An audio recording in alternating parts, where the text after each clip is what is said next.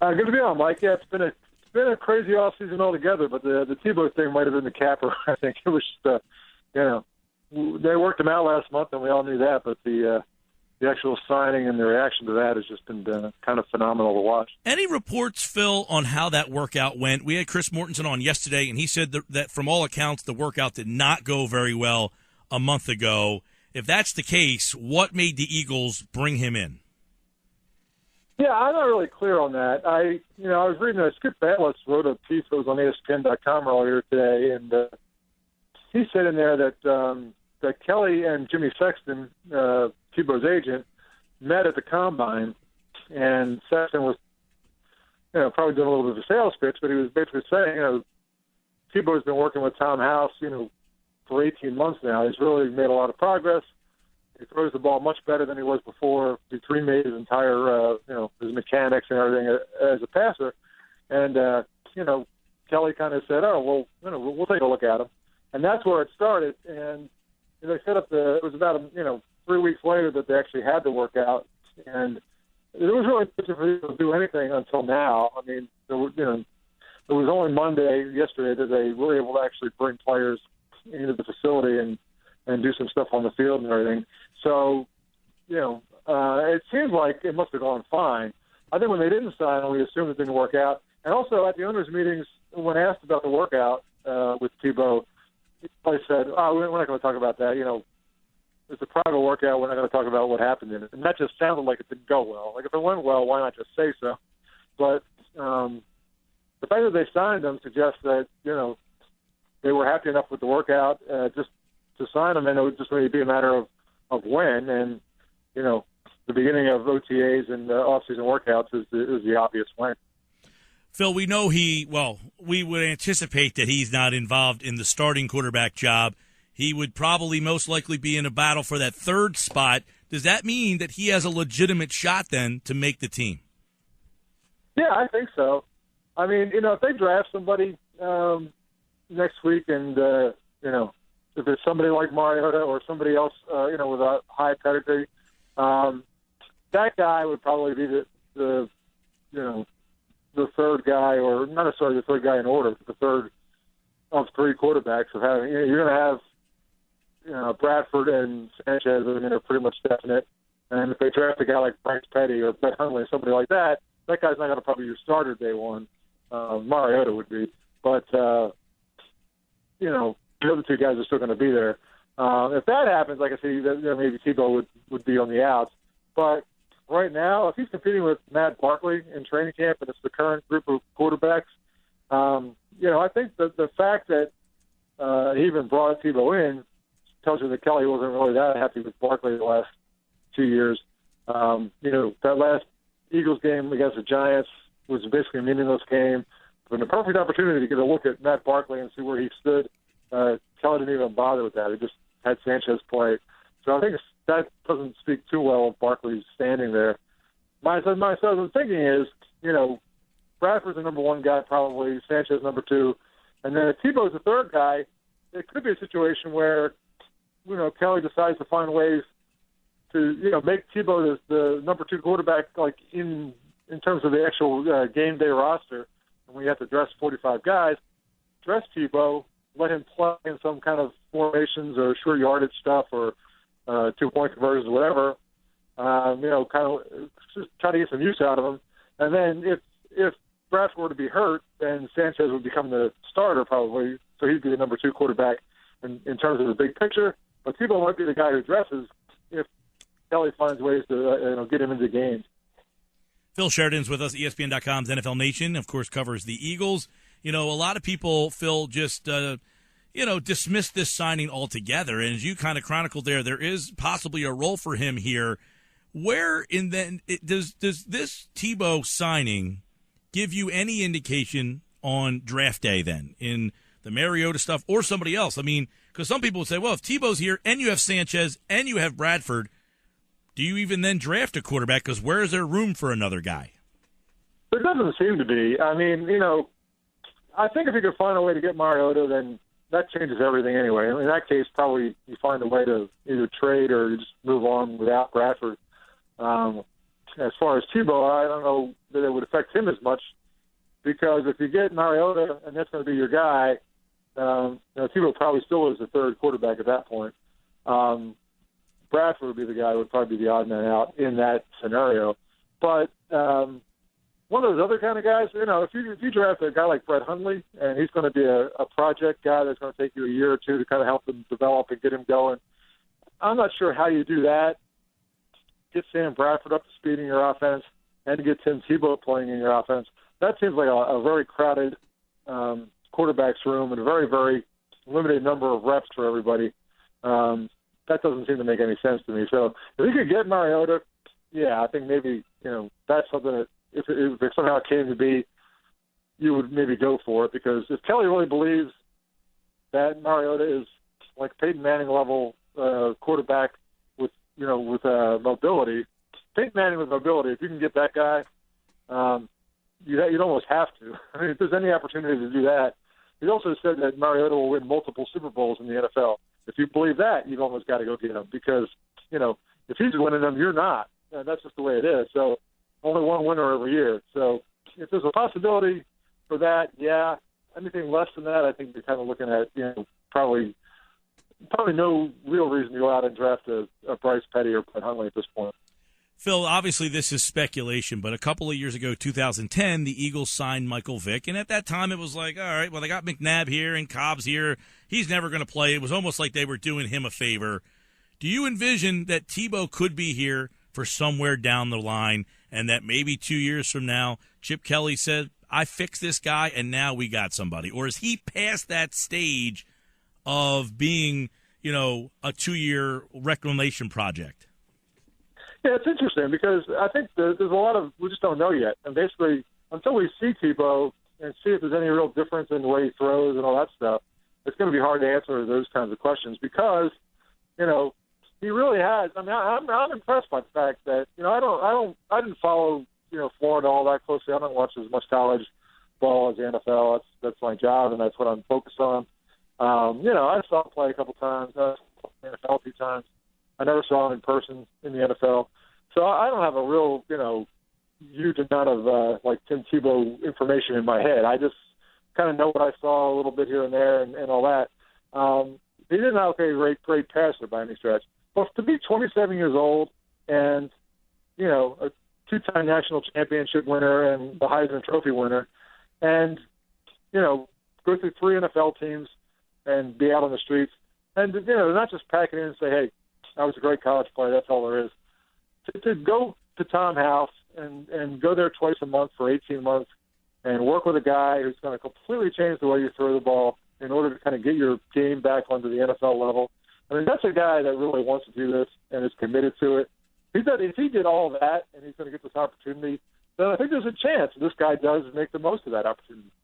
And if Kelly's as good as, Mark Sanchez's 10% improvement in completion percentage in 1 year suggests, if he's that good and Tebow is willing to work that hard and has that other talent that we know about, it could actually all come together. I mean, I don't think it's likely to happen. I don't think it's probably going to happen. I'm not betting any money on it. But if you take those elements, there is the recipe there for something really interesting to happen. I don't know if it's going to happen, but at least it's worth a shot. There's no risk here. And the Jets traded a couple draft picks for him when they got him from Denver at that point, and then they tried to run him in a Wildcat thing, taking Sanchez out of games. It was not a very good situation. The Eagles have nothing invested in him except the minimum salary. It's all positive if they get anything. And so working at it that way, yeah, they can spend a little time with it. Phil, do you have any idea what the relationship is between Tebow and Sanchez? I got the impression that Sanchez didn't like that whole scenario when it was going on, and he didn't really talk about it. He was asked about it a couple times in the last year because Rex Ryan got fired and a lot of stuff happened, and there were reasons to ask Sanchez about it. And Sanchez is really, to his credit, I mean, he kind of got a raw deal in New York. I mean, he went to the AFC championship game 2 years in a row when he first got there. And then the third year, they were 8-8, kind of a down year. And then they bring in Tebow and start taking Sanchez out of games with Tony Sparano running the offense. And yeah, it just didn't really work out. And then that was basically it for Sanchez. They had a bad year when they were doing that, and he never really got a chance to play a normal offense again. So he can't be happy with it, and he can't have liked it. But he's really taken a very positive attitude about everything since he got to Philadelphia. He was not going to lie. I think it's somewhat just his personality, but also he just felt like getting into basically a hissing match with the New York media and New York teams wasn't going to do him any good here. Just put that behind him and just get on with it. So he hasn't said much about it, but I can't believe he's thrilled to see Tim Tebow again. It's got to be a little bit weird for him. No doubt about it. Phil Sheridan's with us here on 97.3 ESPN. Tim Tebow signed with the Eagles, but there are, imagine this, Phil, other things happening with this team, one of which is Evan Mathis not at the workouts. It doesn't seem like that would be a surprise, but what are now the probabilities of him showing up to training camp, which would obviously be much more important? Yeah, that would be. And, I would be surprised if he went that route because at that point you're going to get fined and you're going to cost yourself money. And if you're looking for a new contract and to get paid more, then going the route where you cost yourself money and get fined in training camp is actually going to cost you money and not make you money. So I would be surprised if he did that. But, he may feel strongly about this. I don't know. These voluntary workouts are literally voluntary workouts, and it's really okay for players not to come. Coaches like everybody there, and it's certainly for the Eagles right now with all the changes. I mean, Chip Kelly needs this team to kind of start to come together rather quickly, and so you want guys to be around each other. I'm sure that he would rather Mathis was there. Well, if you're a 33-year-old guy, and arguably one of the better guards in the league, you're probably not going to be hurt that much by missing a little bit of off-season workout. So, if he's making a statement now and he gets out of the system and he's there at training camp, I don't think it'll be that big of a deal. He's got a right to make this point because, if he's not happy with what they're paying him and this is voluntary, he really shouldn't be there anyway. I mean, it makes sense to kind of just stay home. But training camp would be another matter. What is I guess there were some reports today that Kendricks had a vacation planned for this time. I remember about this time a couple of years ago when Kerry Williams was out designing his house. He was getting a lot of criticism for that. Is Kendricks just kind of, hey, I'm taking vacation and it's voluntary, I don't need to be there, or is he making a stance and statement as well? I don't know. That's a good question. I mean, it was surprising that Kendricks didn't show up, and he's tweeting and Instagramming from Costa Rica where he's on vacation and that he's working out and all this stuff. You can schedule a vacation for a lot of times. So scheduling it for the first week of voluntary workouts seems like it might be a little bit of a statement. And it's been weird because this is the first off season where they can do a new contract for the 2012 draft class, and that's Fletcher Cox and Kendricks primarily. He may just have wanted a new contract. He may be looking at the writing on the wall when he looks at Chico Alonso and D'Amico Ryans getting a new contract for Ryans and Alonso being obtained in the McCoy trade and not happy with how that looks. Or he might have just really had some reason. Maybe somebody's getting married in Costa Rica and he wanted to be at the wedding. Could be anything. So until he gets here and we get to ask him about it, I guess it's purely speculation otherwise. Yeah, and then obviously this team moving forward here, Sam Bradford, what is the anticipation in the timeline to see him if, in fact, we do get to see him on the field at all?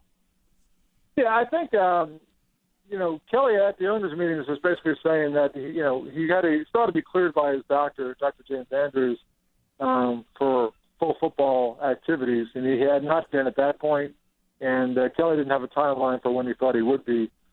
One of the reasons to sign Tebow is because of that. If Bradford's not going to be out on the field for all these workouts, Kelly likes to do everything up-tempo and have a lot of quarterbacks. He'll have things where 5 quarterbacks are all throwing at the same time, the 5 different receivers all over the field, and all that stuff. You just need guys. You need arms for that. So that's one reason to sign Tebow in the first place. But my guess is that Bradford is still on line to be ready for training camp.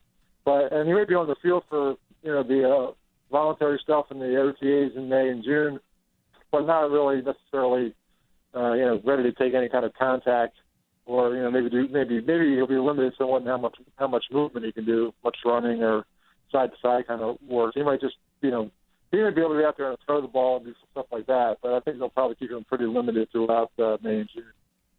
Phil Sheridan's with us, ESPN.com's NFL Nation, at Sheridan Scribe on Twitter, as the Eagles continue this voluntary workout this week. And one thing that's pretty interesting will be to see what they do with, we just talked about Kendricks, what they do with that middle linebacker situation with Alonso, Ryans, and Kendricks. Phil, how do you think that plays out? I'm really curious about that myself. It doesn't really make any sense. Basically, when Chip talks about it, you think, well, maybe they are planning to try to trade Kendricks or do something like that. Because if that's the case, it does make some sense. But otherwise, the idea that you're going to have guys coming in and out all the time, that doesn't really tend to work very well. And with Ryans coming off the second Achilles injury, those are serious injuries, and it takes a while sometimes for guys to get back. But if he's going to be there, and Kendricks is going to be there, and Alonso's also going to be there, there's three guys to play two spots. And he could potentially move one of those guys outside some of the time. Alonso's pretty good in coverage. Kendricks could do that as well. So the guys that could, potentially play a little bit outside in certain situations. So there may be enough snaps to get them all three of them, enough work. It doesn't seem ideal to me. But the one thing Kelly always keeps talking about is, well, last year, Ryans missed half the season basically. Kendricks missed a third of the season. They were without a legitimate option with those guys hurt. But, if you bring in three guys to play two and you're stocked and have the depth at that position, it seems to me that the injuries always occur elsewhere. If you don't, it's where you don't have depth. You don't have any safeties. That's where you're going to get injuries. It's like that's how football works. So if you have three guys to play two spots, you're probably only going to need two guys. That's just the way it works. Let me get your take on where Marcus Smith goes from here. What position do you think that's a total bust, or is it just a guy who had a lot of potential and just wasn't ready in year number one? Can he surprise in year two, or do you think that he is a lost cause? Yeah, I'm not ready to go there yet. I really want to see him this year. Like when we saw him last year, when he first got the OTAs and everything, it really struck me. He's just one of those guys. He just looked really, I don't want to say soft because that sounds like more of an insult than I mean it. But he didn't look like he had like a really muscular physique. He just was just looked like a guy. It was like somebody's brother-in-law who just happened to be hanging around. It just didn't look like a guy that was physically imposing. And to play in the NFL and to be a pass rusher, be a guy that can get past 350-pound offensive tackles and that kind of thing, you got to have both speed and strength. You got to be quick, but you also got to be able to fend off. When they get their hands on you, you got to be able to break away and get loose. He couldn't do that, and they tried moving him inside because the injuries there. That was never going to work. He's not that kind of guy. The fact that he can't even play special teams tells you all you need to know. He just really wasn't ready, physically as an athlete to be in the NFL.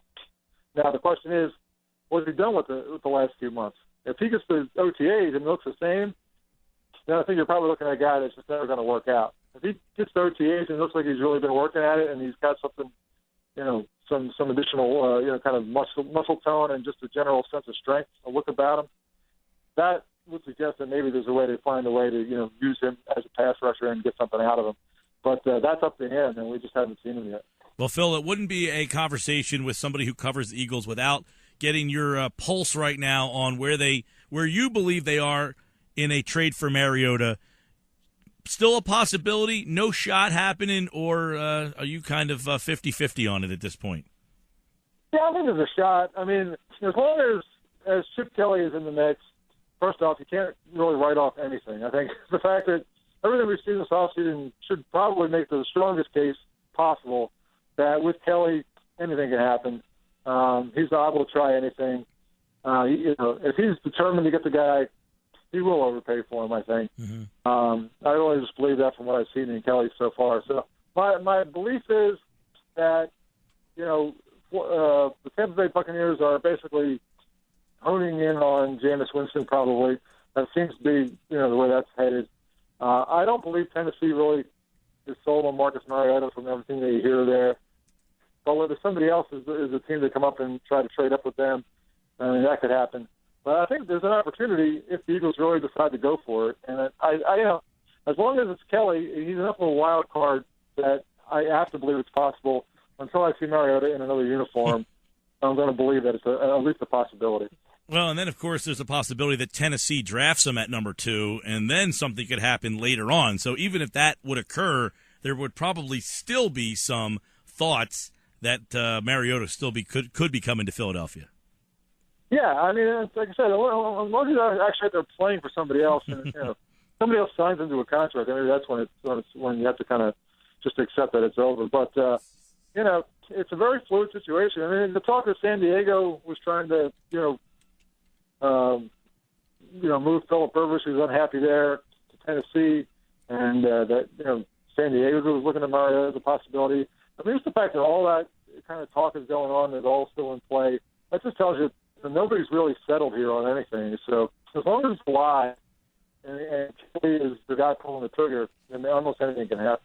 And then, of course, there could be a wrench in the whole thing if Tampa Bay decides to take him number 1 overall, which would really change the complete complexion of the NFL draft, which, of course, is next Thursday. The NFL schedule comes out tonight. We'll see where the Eagles' schedule sends them and when. And, of course, Phil Sheridan, will be talking to him throughout the offseason and the football season, as Chip Kelly has kept us all busy. Thanks, Phil.